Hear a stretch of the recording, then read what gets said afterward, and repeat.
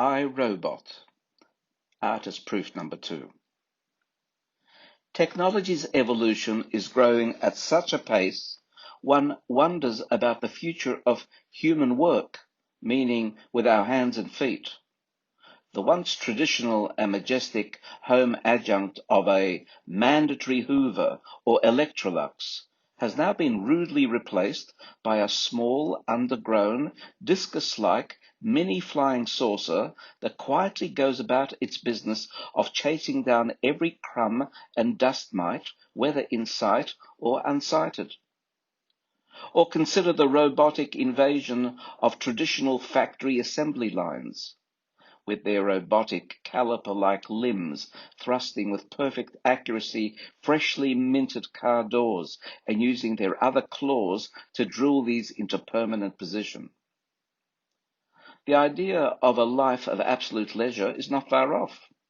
According to Oxford University, half of all jobs in USA will be replaced by robots within 20 years, including drone postal deliveries, field robots for sowing crops, robots patrolling empty real estate, and much more.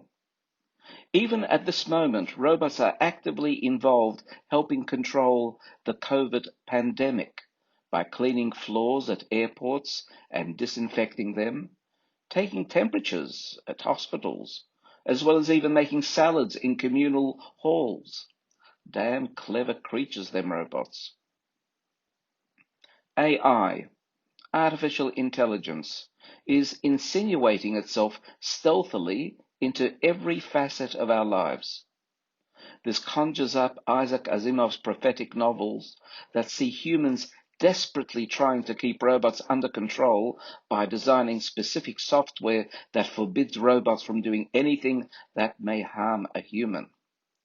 One can almost foresee robot unions rising up and leading a robot religious reformation, seeking equal voting rights, maybe even making a run for president of USA, which some humans might maintain would make for a much more worthy incumbent than recent POTUSes of both persuasions. The most profound question is whether robots and humans might one day be indistinguishable. Design a robot with sufficient sophistication, emulating the human body and mind, and the question becomes a very real, philosophical, ethical, if not existential, issue. By the way, the answer is no, as soul design is unlikely to be a university elective for some time to come, probably never. To be debated another time.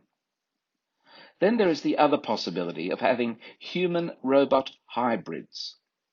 But this will invite discrimination by both full humans and full robots alike.